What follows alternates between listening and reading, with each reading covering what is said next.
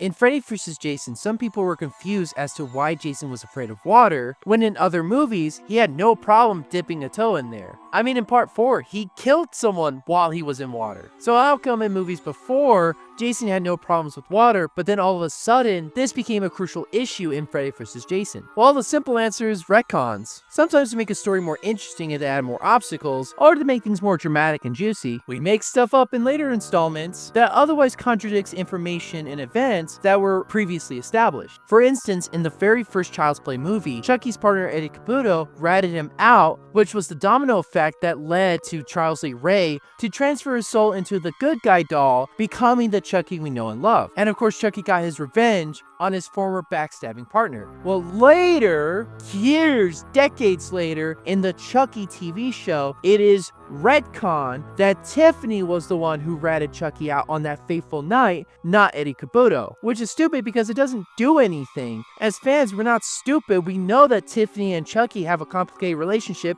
They're gonna hate each other one day, try to kill each other, and then the next day gonna fall in love and make out and shit. Which is exactly what happens. But anyway, going back to Jason, another way you could look at it besides a retcon is that this is a deep-rooted fear that was far in the depths of Jason's subconscious that Freddy accidentally pulled out during their skirmish in the dream world. It wasn't until this encounter that Jason realized how much of an effect water has on him emotionally. A real-world example is, for me, space. I love space. The thought of going to space is so exciting and so much fun. The sense of exploration, excitement, adventure is really appealing to me, especially with all the sci-fi goodies we've gotten, whether in TV or comics or movies. However, it wasn't until I saw Lightyear where I realized how scary space can really be. How are you afraid of space?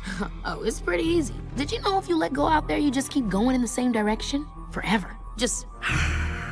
This is one of the reasons why I really hate this movie. Something that wasn't on my mind before, now it's on my mind a lot. You ruined space for me. Thanks. Thanks a lot, bitch. In hindsight, it makes sense because Jason's drowning was a crucial point to the overall story. It was why Pamela Voorhees wanted to kill everybody that worked at Camp Crystal Lake, whether the time of Jason's drowning or later on when they try to reopen the camp years later. Maybe this is also a bit of a retcon because it was believed that Jason voluntarily went swimming in the original Friday the 13th movies. But in Freddy vs. Jason, you see, unless this was orchestrated by Freddy himself and this whole thing was fabricated, or this was a real memory of Jason, you see it, all these kids, all these bullies literally throw him into the lake and Jason desperately trying to get out. This was a moment where he was at his most vulnerable. So the idea that this would have a long-lasting effect, or at least would come into play at any point later on, would make sense. But it's sort of a fascinating topic and something that I would love to explore